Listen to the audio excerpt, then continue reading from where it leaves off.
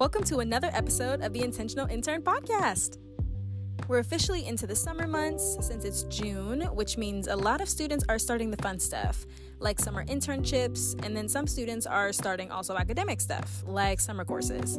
So I'm doing summer courses currently, and I'm personally very excited about the classes that I'm taking this semester, especially since they put me closer to finishing my master's. But today we'll be talking about another amazing master's student I've met because of the podcast, Yovela Debesay. Yovela is, as of this episode, a recent graduate from George Washington University, and she majored in international development with a concentration in economic development. That is a lot, and I am so proud of her. During this episode, Yovela and I discuss her passion for international affairs, the importance of being self-aware and curious, her national affairs of creating a unique community throughout college, finding opportunities in the international affairs space, and so much more. Yovela's confidence and assertiveness is quite literally boss level already, so I'm very excited to see how she succeeds in making the world a better place through international development and the IA space as a whole. For those who want to connect with Yovela, her LinkedIn will be linked below. And as always, enjoy the episode.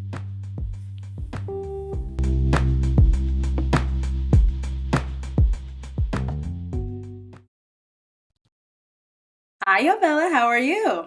Hello. Hi, Maya. How are you? I'm doing well. I'm doing amazing. I'm so happy and appreciative that you decided to come on the podcast today. So happy to have you. Yes, of course. I'm so happy and excited to be here as well. Amazing. I would love for you to start by telling us, who are you? What is Yovela about? Oh my goodness, where do I even begin? No, I'm joking. So my name is Yovela Debesay.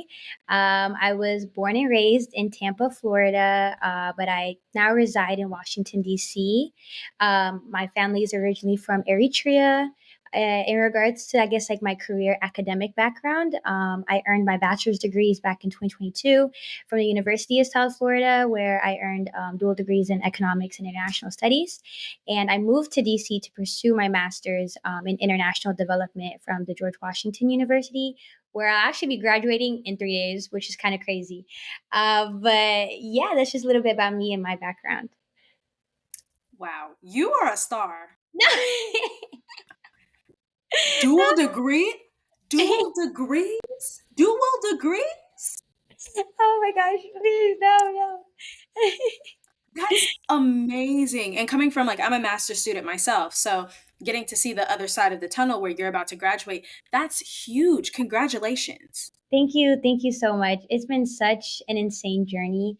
I feel like a lot of times, like it's very, I don't know, having these dreams and these aspirations is one thing, but then like just seeing everything just somehow, some way, even against the odds, like take place and happen and be executed is just such a rewarding feeling. I'm definitely in that week of like soft feelings, nostalgia, reflection era as I'm leading into the days of graduation, because it's just like wow, like we really made it. By the grace of God, we've made it. So I'm just really happy. Yeah. Yeah, and you should be. You've earned it. And what led you to doing your master's all the way in Washington, D.C. from Florida? Definitely. So I will start off by saying I knew for sure, just like knowing how I am, I knew I wanted to go immediately into grad school from undergrad because I graduated a little bit early. So, like, I still have the momentum before I get comfortable in a job making money and not having the willingness to leave making money, to lose money, to go into school. Let me just go straight into a grad program. But I was intentionally only applying to schools within the DMV area because I knew when it comes to job market placement, like DC is the place to be at, especially when it comes to the fields of like international affairs, international development, economics. That's just the space to be, especially with employers like the IMF and World Bank having their headquarters in the region. I knew that's where I wanted to be for work. So it's like, let me set myself up with grad school leading up to it. So that's the main reason why I would say I knew I wanted to go to grad school in the DMV area. Yeah. And so, a little bit more on your master's. What chose you to choose something that's almost so far off in terms of the economics part is a little bit off, but the international studies part, it aligns. So, what made you want to further your education in that? And what do you think is your end goal? No, for sure. So it's so crazy because just to like backtrack a little bit, I going into undergrad, like I knew I wanted to major in economics. I just had an econ class my junior year of my program. She like just changed my life. Shout out to Miss McEwen. And so just like learning about and seeing the way in which what we were learning about in the classroom was just like had that real world application when it comes to just like money and consumerism and just like that's just a part of everyday life. That real world application of the content of the classroom drew me to the major for undergrad. But then I also knew I had always just like had a passion for international affairs, I guess, and geopolitics, just like from my cultural background, I would say, growing up, Eritrean immigrant background, like every day we come home and the uncles are talking about like what's happening in the Horn of Africa, and I'm just sitting there, just so like in awe. And so I always knew I had an interest in like international affairs. I just really didn't know like how to incorporate that into my studies. So it was like I was actually pre-law, low key, my first year of undergrad because I was like, that's the only way I can incorporate like internationalism into my course load would be like international law. Little did I know. But I had like an econ course with a foreign service officer my second year. And I was like, what's a foreign service officer? I don't know. I just genuinely didn't know. Like I was just ignorant to the career path because there's not a lot of foreign service officers in Tampa, Florida, you know? So he just like taught me about like what it looks like to serve as a FSO, what the State Department does in regards to foreign affairs, and just that the whole other space of career opportunities working in international affairs that I just didn't know existed, and that led me to doing my like second major in international studies. I didn't even know that was a major at my school, lo and behold. But so then from there, like finishing up school with econ international studies, knowing I wanted to do master's program, it was like, okay, what type of master's program would kind of like serve as the intersection of both and what I actually would be passionate about continuing to be in school for.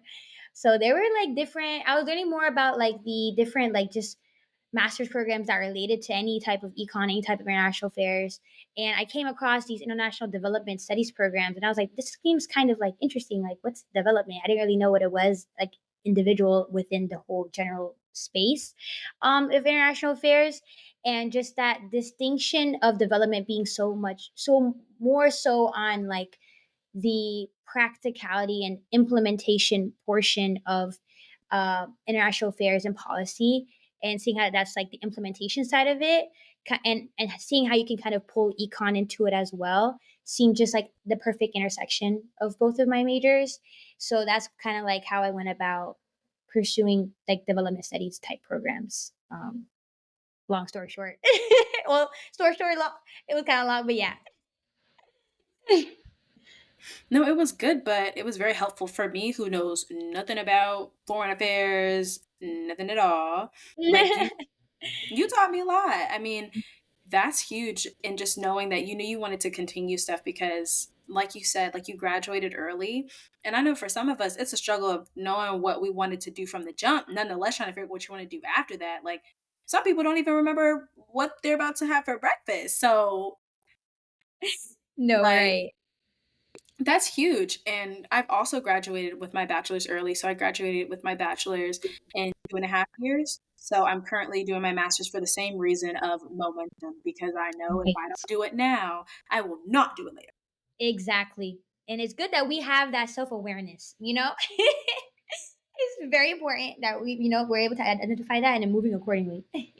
Exactly. And now that we're on the topic of self awareness, like let's talk about it. What do you think have been some of your most like helpful traits as you've been going through your studies that you feel keeps you going, or what's gotten you through school and college as a whole? Lord, I honestly,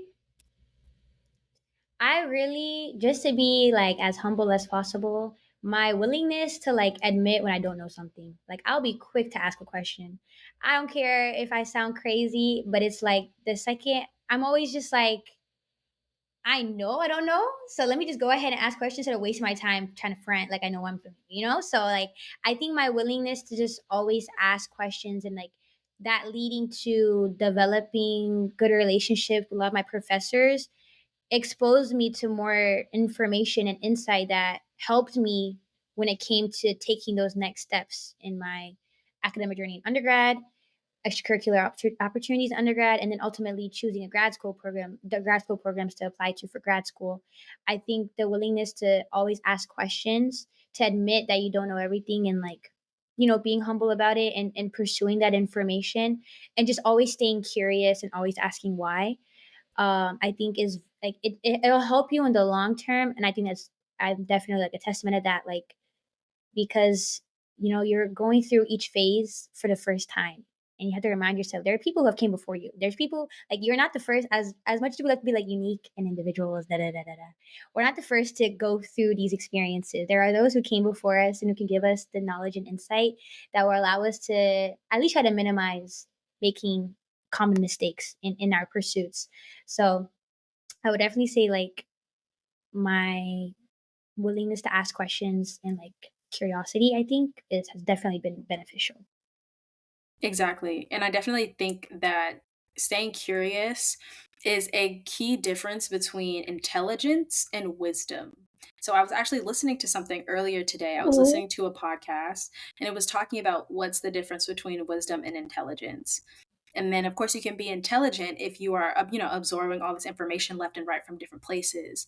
But then actually harnessing wisdom when you're also able to admit there is more stuff to be done, there's more stuff to be learned, and how wise you have to be to have that understanding of like, I don't know everything. Like Yeah. that's a Right, key part. And so right. for you coming about that in the way that you are, especially within the field that you're going in international development and international studies, I think that's going to be something that definitely helps you out in the long run of whatever you choose to do. And so career wise, what do you think is next for you on the international playing field? Because that's huge. I thought national was huge. International is even bigger. I'm screaming. Oh, thank you. Okay, the top of January 2023, which was the beginning of the second semester of my first year, I was able to get an internship with a international economic consulting firm, which kind of the essence of it is essentially working um, towards bids for different proposal projects that different like U.S. development agencies like put out, and the main like lines of businesses that we focus on were around like economic development. So I was able to intern with them for a while. And then a couple months ago, I was offered like a part time role. And then a couple weeks ago, they were like, oh, okay, like you're going to be having your master's degree now. Well, like, we can offer you a full time role. So I will be staying with them for the short future or for the near future, because I feel like there's definitely a lot more I can continue to learn with the company. So I am very grateful for that, and the continued like learning of what the private sector looks like within the international affairs space. But just while being in DC, continuing to just learn more about the different entities, different organizations that play a role in the space, because every day I'm learning. Every day I'm learning about different organizations, different agencies that all play a significant role within the international affairs, the international development space. So yeah, I would say that's like what the near future is looking like. Yeah, and that's a great thing of being able to kind of have that foresight of just, I'm staying with something that I know that I'm familiar with and something that also gives me a lot of opportunity to grow in what I've already been doing. And so that's huge that you have that part planned out. Nothing better than stability. Like, Child, we praise God, because when I tell you like, oh, I can only imagine um just like not like the nervousness and like the anxiousness about like having to figure out what's next. So I'm grateful that I had this opportunity to just like have that sense of stability for the near future. yeah, totally. And it seems like on the topics of what we've discussed of wisdom, but also being able to have that foresight. And you seem very much like, I know what I want to do. I knew from how I was going to go about it, XYZ. Was there ever a time in your life like where you weren't like that? Was this something that has always been instilled in you, or how has that gone for you overall? I would say generally across the board, I've always known like I've always known what I wanted my end goal to be. Like I always knew like ultimately I want to just play a role in providing like a betterment for people, providing progress for people. But it was just like the means in which I would be reaching that goal, it's like I've always, I haven't always had to figure it out. Even now, like kind of like what I mentioned earlier, right now I'm working within the private sector space of international affairs development, but I didn't even know what the private sector really looked like, prior to my internship. Before I was working as an intern for the Department of Commerce. So I was working within like the government public sector. And I didn't know what that space looked like prior to that internship. So it's just like every phase I've been able to like learn more about ways in which I could potentially pursue these long-term goals of just like providing progress for like people with international affairs. But it's always like just staying open-minded about like how the how looks like. Um so I won't say I've always had it figured out, because every day I'm continuing to learn, I'm continuing to like grow. But I would say just like pulling back to those elements earlier of just open mindedness and like staying curious, and being adaptable and flexible too in different environments and spaces have been very helpful to have, like, I guess, in my toolkit. Yeah. And from an international affairs perspective, like for people like me, you saying that you're rooted and you're grounded in wanting to provide progress for people and the better, like the betterment for others, and being that person to help them provide that benefit. I love hearing that, because, and hearing you also say that you didn't know the means of which that would happen for you. For me, I share the same sentiment of I knew I wanted to help better people. I wanted to be able to do a benefit, but my path was way different than yours. Like I'm in HR. So it's completely different of how we can still have the same common goals and common roots, but still go about it in different ways and different means of what our paths are wanting to partake. And from an international affairs perspective, I mean, I feel like that is a lot. And I feel like there's so much that you can educate the audience on of what exactly international affairs is from your perspective of what you know about it. So, what are some things about international affairs that could maybe clear up some of the, I won't say miscommunication, because I'm not gonna lie, I haven't heard anybody say like, oh, international affairs is definitely what this is. But just to make people more aware of what international affairs is, especially from like that student perspective and how to get into it. What is it like if you had to tell someone, hey, how do I get into what do you do and what do you do in the first place? What would be the best response you could give us? Oh gosh, every day I need to know how to answer this question better, because it's just like there's so many different ways to go about it. I would say looking at it to provide like a bit of a visual, how I kind of see it is, okay, the realm of international affairs is like it's like this big circle of just working in just global relationships among countries and institutions, agencies to provide growth, I guess, in the main sectors of everyday life or well-being. So like towards health and infrastructure, education, infrastructure, economics, um, the main entities that work collaboratively in providing that growth. But there's like three little intersectional circles, I would say, within this bigger circle, and that is diplomacy, development, and defense. And those are like the three different ways in which international affairs kind of comes about. So the diplomacy circles more so in regards, like when people think about like ambassadors or like the US embassies in different countries, that's like the like important like policy type work that's necessary, in order to get things done. Defense is more so like when it comes to security policy, military abroad, domestically as well, and then development. And development is the realm that I'm kind of focusing on, which is like the implementation of these different projects that are based upon policy that's produced within the diplomacy realm. In bringing it into life. So kind of like the work that's done by institutions like the United Nations, the World Bank, IMF. Those are kind of like the bigger players. But I would say that's just like one way of kind of trying to like break it down and demonstrate what the international affairs space kind of looks like. Yeah.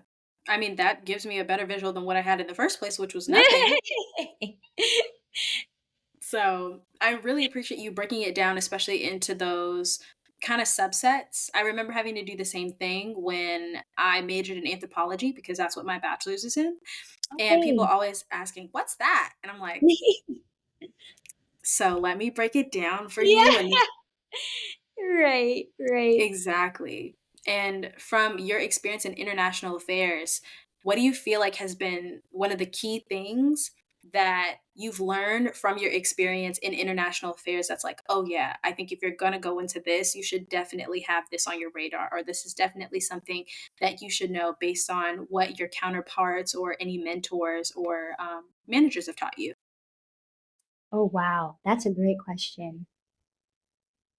It's so interesting because, like, I would say the majority of people coming into, so I can speak within like my specific program. So within the International Development Master's program, I would say most people, like 75% of people, come in from like an international studies undergrad major, international relations, poli sci.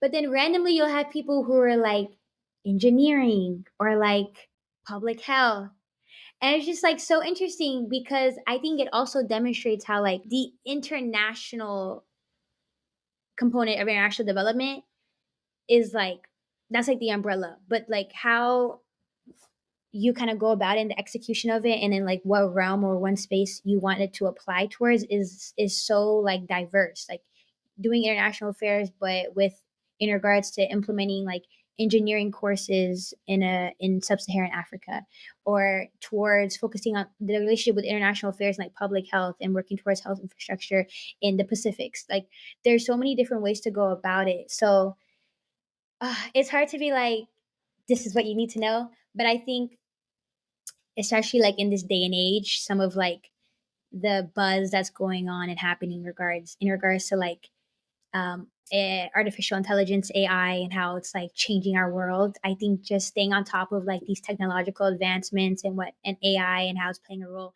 not just within the IA space, but just across all industries, I think is good to just remain on top of, because it's here and it's the future, and it's just a matter of just staying on top of what's happening. Yeah. Yeah, and I completely get it of you saying, it could be hard to definitely say what do you need to know when there's so many different elements and aspects that you can come from. But one thing that stuck out to me as you were talking, you were listing all the different people that come through, is that a lot of people have the chance to be in international affairs. You don't have to Yes. be from one place. 100%. 100%. Yeah, for sure. Yeah, and I love that diversity that enables an opportunity like that in international affairs for students who are maybe more STEM focused in terms of engineering and things like that.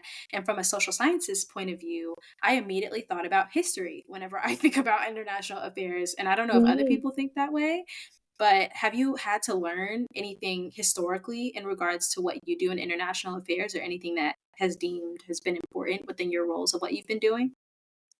Yeah, I would say when the first things that come to mind is, so the first semester of our program, that we had like a required course, like known as like the cornerstone. It was called like cornerstone development. So basically, just like our first like intro to what international development looks like, and a lot of it really was just learning about the history of what the development space is, what it was, where it is now, and knowing like the different entities that played a role in like defining what the international development space looks like from a U.S. perspective, and like how it's evolved with different main U.S. players like State Department, for example, Department of State, um, and these different like development agencies, like the U.S. Agency for International Development, as like the main one.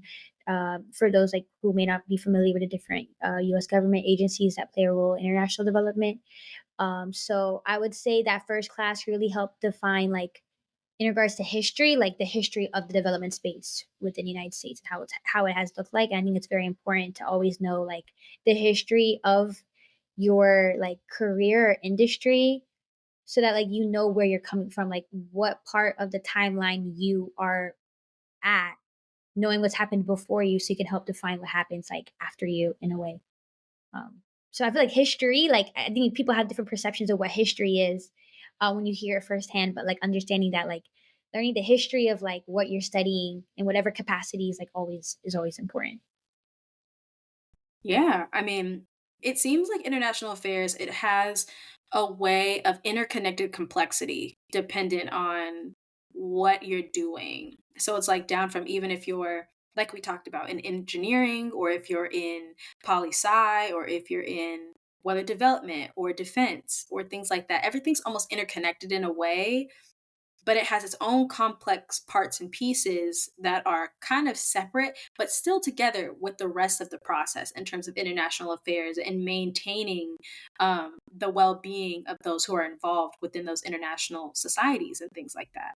And I Right. feel like there's so much opportunity for growth, especially in a field like that, because you're learning beyond the US scope. You're learning about how things work rotationally on a global scale. And comparative to, I would say, universities here, where we're just learning mainly about, stuff in pertaining to the US. So, like on the economic scale, learning about markets or things like that, or in talking about AI technology, like relatively how it is to the US. Has there ever been like a huge shock for you of something that you've learned that has been outside of the US that's been like a big impact for you of like, wow, I never knew about that that you've been learning Right. about? Right. That was a great question. I think just generally coming into the program, I had a pretty good understanding of like, well, I would say pretty well surface understanding of what the implementation of development looks like from like a US standpoint. But then like coming into the space, being able to learn about different employers within the DC area, but also abroad, I was able to learn more about like what the development agency equivalence is for like other countries. Like there's a USAID equivalence for the UK, for Germany, for a lot of these main like European countries, Australia, like a lot of these. There are additional countries globally that also do the work of development that's not just the United States. I think I always like, could assume that that is the case, but just learning what those different like entities look like, something that I've definitely been able to learn more about since starting my program. Yeah. And going off of your program, because I feel like we've talked so much about that, I Okay. want to talk so much about the person who's doing the program too. And so, with you, beyond like your professional aspirations, personally, what are some things that you enjoy outside of doing your master's or outside of international affairs? Oh my goodness, thank you for asking that. Um, I would say I think growing up a Florida girl, I've always been like one that loves to be outside, like in nature, and like just like going to the beach. So it has been hard because there isn't a beach. Because I live in DC, so not like in the Maryland or Virginia side of DMV. So the closest beach is like I think it's like a 2 hour drive away. So it's not as accessible to me as like it used to be back in Tampa. So that's just been one thing, but just like maneuvering around that, the fact that DC is a much more walkable city, I am able to just like still spend time outside nonetheless. So I do love just like trying to go on walks, and just like being outside in nature besides walking to like work. Like actually having intentional time outside. But in addition to that, definitely just spending quality time with like my people and like my community. I would say like homesickness hit me very unexpectedly because I always wanted to come to DC for school. Like I was like, DC is a place to be for international affairs, for econ. Like I know I'm gonna be in DC. Like, and so when it actually happened, I was like, I'm so excited to move to DC. I'm so excited to leave Florida. But then I left and I came here, and all of a sudden I was like, oh, I miss my family. I miss my people.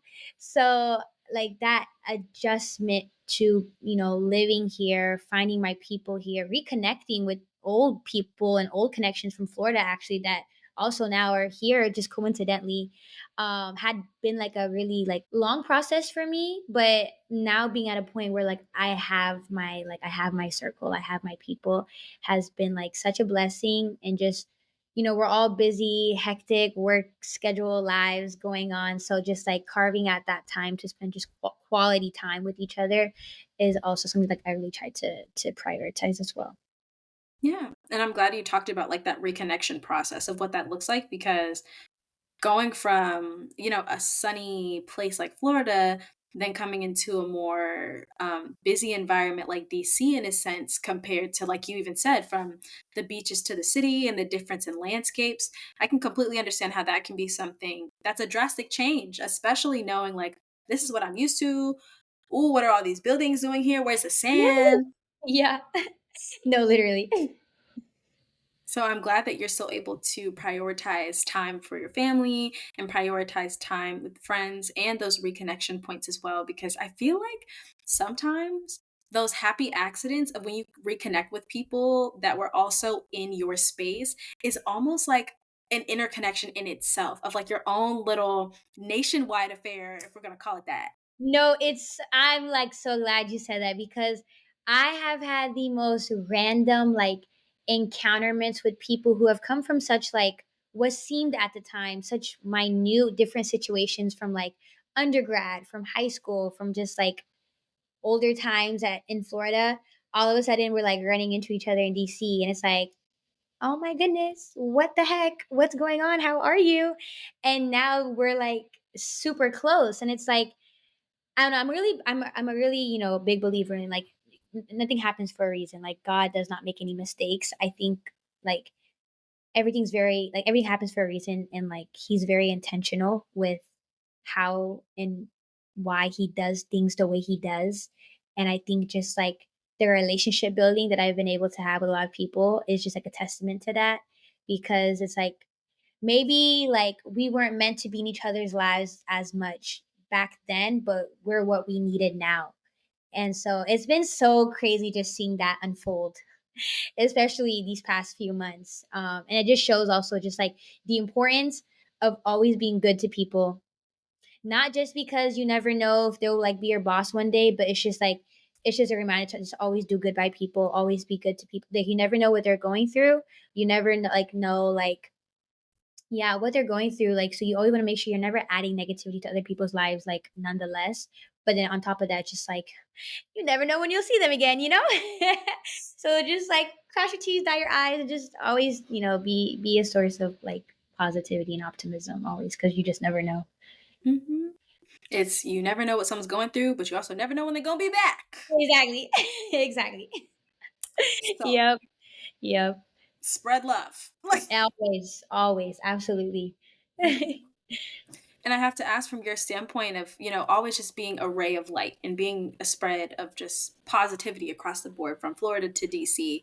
I want to know kind of some of your favorite things that make you feel happy and shine in both places. So, what are some of your favorite things about Florida? Oh my gosh. So stereotypical, but the beach. I'm such a beach girl. Some people actually just hate the beach. I don't know. I have like friends from back home who like don't go to the beach because they're like, I feel like icky with like the sand getting everywhere.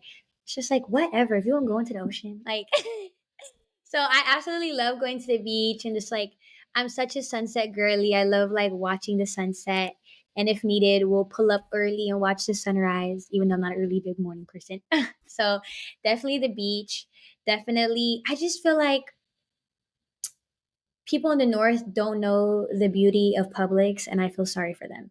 Because when I tell you there's nothing like a pub sub, a chicken tender pub sub at the beach watching the sunset, oh my gosh. So I miss Publix because they don't have a Publix in DC. They have one. I think the closest one is like 2 hours, 2 hour drive away in Virginia, and I'm not doing that. So definitely Publix. Shout out Publix. um, I don't know. Florida is just. I feel like it's easier to romanticize Florida now that I'm no longer there, because you don't know what you have until you don't have it anymore, until it's no longer accessible. I definitely gassed Florida a lot more after I've left than when I was there. So let me not do too much. Let me not hype her too much. But yeah, honestly, like that's like going to the beach and just spending time with my people and eating good food and yeah. No, yeah, I get that. I think for me, and this is where you and I'm so sorry. I'm one of those people that doesn't like Oh the beach. no! Oh gosh. I'm so sorry. Like, I don't know what it is. I just The beach and I, we don't speak the same language. I'm screaming. But we're cool though. We're cool though. We just don't speak the same language of like, "Oh my gosh, we should be best friends." It's like, maybe not. I'll stand over here and I'll, wave my little hands in the ocean a little bit, No, oh my goodness. but that's it from that standpoint. But something I can give to Florida that I really do enjoy, and maybe this is because of TikTok, but I really love seeing all the tropical fruits that come out of Florida. Mhm. Y'all have that. Mhm. Delicious. No, Delish. definitely shout out. Like I think that's also just a testament of shout out to like all the Caribbean communities that are prevalent in Florida that play a major role in like Floridian culture. Like growing up around a lot of Haitian communities. I think the Cuban community is a lot more affluent, like more in Miami, but just like growing up with like a lot of like Caribbean culture, like in my surrounding like just atmosphere has brought such a light in my life. Shout out them for real. Especially because my family is originally from Eritrea, as I mentioned earlier. So there's not really big like Eritrean or like East African population um, in Florida in general. So yeah, I was telling people, yeah, I'm Trini. Yeah, basically, I've assumed a whole new identity. Shout out to the people, especially in undergrad. Like the Caribbean community was just like so affluent, so beautiful, and played such a major role in like my overall experience. So definitely, I feel like the fruit and a lot of the other positive attributes of Florida is a testament to their presence there. Definitely. Yeah, and I can see why, if anything, where you kind of got your roots for international affairs because you were so influenced and immersified in intercultural communities. I mean, I would be too. Right, right. No, definitely, especially because like Florida is just it's. I can't even like I don't know why I'm talking so much about her, but she is so interesting. Like every region of Florida is so different. So I guess yeah, you can define her as multicultural because there are definitely some areas that are more multicultural than others, but Mhm. we'll leave it at that. Yeah, I agree with you. And I understand from your point of view why it's like you almost have two loves here of international affairs in DC and then intercultural communities in Florida. And so transitioning to your back to your international affairs life, what are your favorite things about DC? Oh wow, that was a great transition. Wow, I was just like, whoa, that's crazy how you did that. um, favorite parts of DC. I feel like this is so stereotypical, and people. I've definitely heard like local DC people say they don't like when transplants say this. I guess technically I'm a transplant. But I just love how walkable it is because it is so accessible. I love how I can walk everywhere through the metro. Like I don't care if that's stereotypical. Just like in Florida, like from at least the part where I'm from, cause like from like the suburban part of Tampa, you have to drive everywhere. So just the convenience of being able to like walk, take a couple metro stops, and I can be at a coffee shop or go to campus or like go to work like without having to drive is so great. I love this. Honestly, like I knew what I was signing up for to an extent, like the city life, hustle bustle culture around a lot of just like young black excellence is definitely motivating and we love to see it. And it's definitely prevalent here. So love that about DC as well. And I would say one more thing. The level of diversity as well. There are a lot of like different immigrant populations here. Not so much like the same dynamics of like in Florida, but a lot more richer African community. Like the DC area is like the, if not the largest Eritrean diaspora community like in the United States. So we love to see the people, love to see my community here. But yeah, I'll say those are three main things I really like about being in DC. Yeah, and it seems like all of your life you've grown up with diverse communities, which is such a plus in so many different ways, especially for the career path that you're looking to take. And so, what does community really mean to you since you've had such a big idea of and such a big understanding of multiple different types of communities and the work that you're doing is helping and assisting communities? What does community mean to you? Oh my gosh. It's kind of crazy that you say that because I'm kind of like I'm gonna change it a little bit. So I would say just like when reflecting back, so I did grow up in like a suburban part of Tampa. So it wasn't that diverse. It wasn't that yeah, it wasn't that multicultural.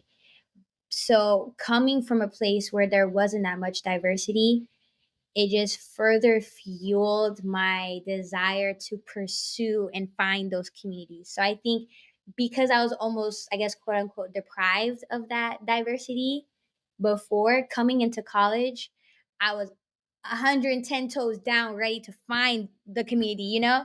And I am grateful that I went to a school like the University of South Florida, where there is a lot more affluent like black community space, black diaspora community space. I know that isn't the case with a lot of institutions, but black USF really held it down, and it just like having that community, and like, once I was able to find them and just like staying connected, really just defined my overall like college experience, and it just like further fueled my understanding and of the importance of having community in like any and all that you do.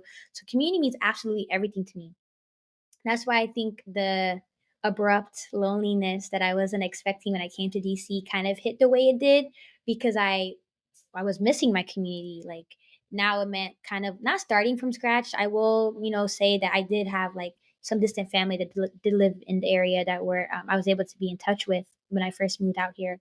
But I think it really was just because I didn't have my community, like my backbone almost, when I moved up here. So being able to finally have that community again has just like, I think it's because I have a community again, or to an extent, that I love DC that much more now than I did maybe like a year ago because of them. So community means absolutely everything to me. It's so important. We weren't meant to live this life alone. Like we are like, that's why like kind of touching back on what we were saying earlier in regards to the importance of just like always doing good by people, just like always spreading positivity out there, because like we weren't meant to be individualistic and to only look out for ourselves. We were meant to like care for each other and be there for each other and show up for each other.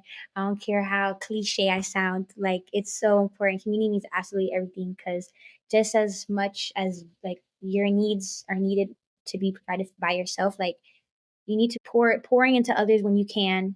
um the same way you kind of everyone pursues having others pour into themselves, pour into you like as an individual, and just like reciprocating that energy, because we can't do this life by ourselves. It's too much. Yeah. No, I get it. And I think about all the time whenever people say, like, oh, when I hear people say, oh, I can do it myself, I can do it myself. And I think about it and I'm like, we can't even function with just one organ. We function Right. we function with multiple organs, multiple things to make ourselves as just one being whole. And you think you can Right. do that alone? Oh, that was a banger right there. That was a banger metaphor. That was great. It's just Yeah. mind-boggling to me. Yeah. No, The 100%. the essence of community is huge, especially when you're going through different seasons of your life, literally like you just explained, of your heart being in Florida. And then you're taken away from that environment, of course, voluntarily, of I to know that's find. why I can't complain too much, because like no one forced me. My mom used to always say this whenever I'd be like, "Oh my god, I'm so sad." Da, da, da. She was like, "You can come home tomorrow." No one like, please. She wants me to come like every day. Even till this day, she's like, "Okay, so you're gonna come back to Florida after you graduate?" She's like, "No one forced you up there, you know." So that's why I'm like, okay, let me not complain too much, because I definitely did this to myself. But yeah, no, 100%. And even in that, I mean, that evolution of being uncomfortable and getting comfortable in new places and wanting to figure out how to adapt when you're not with your community, and then building another sense of community. Like that doesn't always happen. Of course, like when you go on a trip or a vacay or something, that may not always happen, but going and picking up your life and going somewhere for the betterment of yourself. So that way you can do exactly what you want to do of pouring into others. You're pouring into your own cup by making your own way, and you're pouring into the people that you're going to assist later on in your career with international affairs, of bettering them in a same instance of that same place. And so being able to take care of yourself in that way and find your community and build your new heart and build your new organs and build your new function of Oh my community, gosh. that's Oh, that was huge. poetically and beautifully said. Wow. That was beautiful. Girl, you gave me the You gave me the tools to do it. I mean, just talking about your life. Oh, man, that's I so cool. mean, your life is beautiful. Ah! Thank you. I Look at mean, that. the way that you carry yourself, the way that you talk about what you're trying to do, and you have such a clear vision in such an interconnected space. And that's huge to ground yourself in that and being able to reflect in that. Because I've heard you say multiple times, like, let me go backwards. And, I'm in this period of self reflecting and I'm in this period of, the next season of what my life is like, post academics in this way for what I'm trying to do, and being able to root down to yourself of understanding your community and your collaboration and your culture that's all pushed into your career. I mean, that's great. Oh my gosh. Thank you so much. Oh gosh, I'm blushing. Please, please. I appreciate that so much. It's like I like this is exactly like we said earlier, everything happens for a reason. Like having this conversation now, like as I'm in this almost like period of reflection, it's just like it's beautiful. And let's even talk about that. How are you feeling? Oh gosh. No, I'm so excited. Especially when it's like, you get out what you put in anything that you do, and just knowing like just what it took to get to this point. Cause like I don't know, like people say like, oh, grad school is so hard, but I'm like, it's 3 classes. It's not 5, 6 classes. Like it's not gonna be anything worse than what I've done before. But no, it was a whole different level of challenging. And I think it's not just the program itself, but it's also a lot of times like where we are in life as individuals, like simultaneous to being in our grad programs and the things that we're trying to figure out as like young adults while being in grad school too. I think it's like the combination of all of that that makes the experience like that much more like complicated almost. So it has been crazy. So like I think I'm in the excitement part. I am a little bit of a softie. So I haven't like cried yet, which is I'm like surprised. But we'll see. We'll see how Friday goes. But no, definitely we're excited. For sure. Yeah. Yeah. And even on that note, like, keeping in mind, we both did grad school for me currently, and then you also around like the same time. Um, Hmm. we did grad school earlier than most people do grad school. Yeah. And some people were not nice about that. I'm like, why are you pressed about what I'm doing with me? Like, people are like, oh, why did you go into grad school straight from undergrad? Like, you need to build working experience. Okay, I'm doing working experience while I'm in school. Like, why are you worried about me? The opportunities are endless now, Mhm. seriously. It's just knowing where to find them, where to go, and that's exactly the point of why we're even talking right now, because you've given so much helpful insight into your past and your career and conversation, but also what resources to take and things to think about. And speaking on that, is there anything, if you were to go back in time when you were doing your bachelor's, or when you first knew that, oh yeah, I want to do international affairs, now knowing what you know now, is there anything that you would have done different, like join any clubs, do anything different to assist you in what you want to do now? Oh, yes. Very important question. I would say just like generally the university I went to like doesn't isn't known or doesn't do a lot of investment in regards to like the international affairs diplomacy type space. So I would say there were very limited opportunities in regards to like extracurriculars opportunities within the institution that related to that space. But I think in whatever type of institution anyone is in undergrad or in high school or grad school, whatever, not just depending on the institution that you go to, but like looking for those external opportunities because there really are a lot. I think something that like I've learned in grad school that seems kind of obvious, but you just don't, if you don't think about it, you don't really do it. Just like really using LinkedIn, looking up like these different like major institutions, organizations that are apparent in the space, and just like following them or like connecting with different individuals that work in these different companies, because a lot of them do just like make those posts about different opportunities that relate to the space that you may not have known about otherwise because you don't know what you don't know. I think that's just like really like LinkedIn sponsored me or something.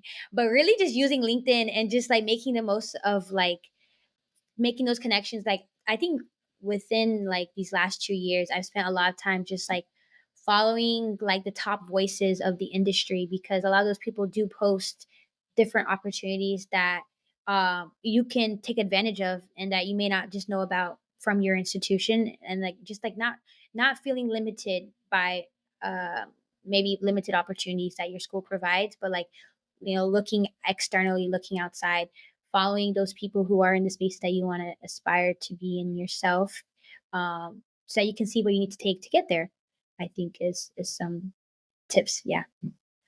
Yeah, that's a great way, honestly, to round off our conversation of just utilizing the resources of everything that you've given us and literally in a straight shoot of just, hey, if you're thinking about this stuff, like, here's some extra stuff on top of what we've already talked about that can definitely help you in what you want to do. You've given us advice on the professional spectrum. You've given us a little bit of insight and advice on the personal spectrum. And then you were even able to marry them both in a paraprofessional way. We talked about just how much of what you've done and what you've utilized, even as you were growing up or as you were kind of speculating already of what you wanted to do in international affairs, how much of that already intertwined with almost like your personal life and your personal development. And so I really appreciate you taking the time to just share your story and share what you're doing next and giving us the opportunity to celebrate you as you enter this new chapter of your life. And so, again, thank you so much for coming on the podcast and just being you with us. Oh my gosh, of course. This was so like effortless and flowy, and it didn't even feel really like, just felt like we were having a one-on-one conversations. This has been so great. Thank you for providing a platform for people to tune in and learn more about, different elements of just like how to be successful in life, whether professionally or personally. And thank you for all the work you're doing with the Intentional Intern podcast and platform, because that's important work, especially while you're in school, because none of this is easy. So yeah, no, thank you for like just even thinking to have me on here, and at being able to have this conversation has been so nice. Of course, always.